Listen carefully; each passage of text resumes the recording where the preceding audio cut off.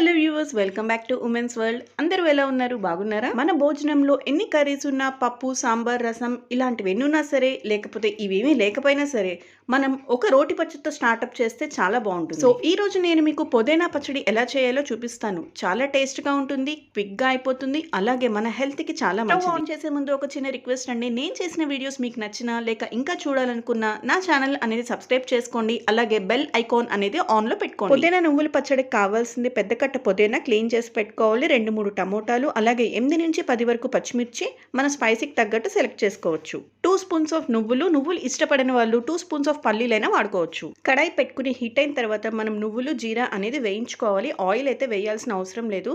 ఇలా వేగిన నువ్వులు జీరాని పక్కన సపరేట్ చేసి పెట్టుకోవాలి. ఇప్పుడు 2 స్పూన్స్ ఆయిల్ వేసి ఆయిల్ అనేది వేడైన తర్వాత మనం కట్ చేసి పెట్టుకున్న టమోటా ముక్కలు, పచ్చిమిరపకాయ ముక్కలు అనేది వేసుకుని మగ్గించుకోవాలి.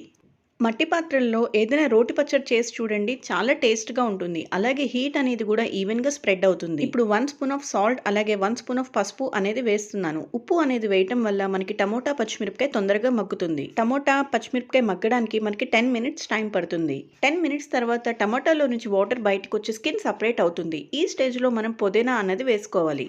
పుదీనా వేసుకున్నాక ఒకసారి అంతా మిక్స్ అయ్యేలాగా ఇలా కలుపుకోవాలి. 5 మినిట్స్ అయిన తర్వాత మన పుదీనాలో నుంచి ఇలా వాటర్ వస్తుంది. ఈ వాటర్ అనేది మొత్తం ఎగిరిపోయే వరకు మనం కుక్ చేసుకోవాలి. పుదీనా పచ్చివాసన పోయే వరకు మగ్గించుకుని చల్లారిన తర్వాత మనం మిక్సీలో గ్రైండ్ చేసుకోవాలి.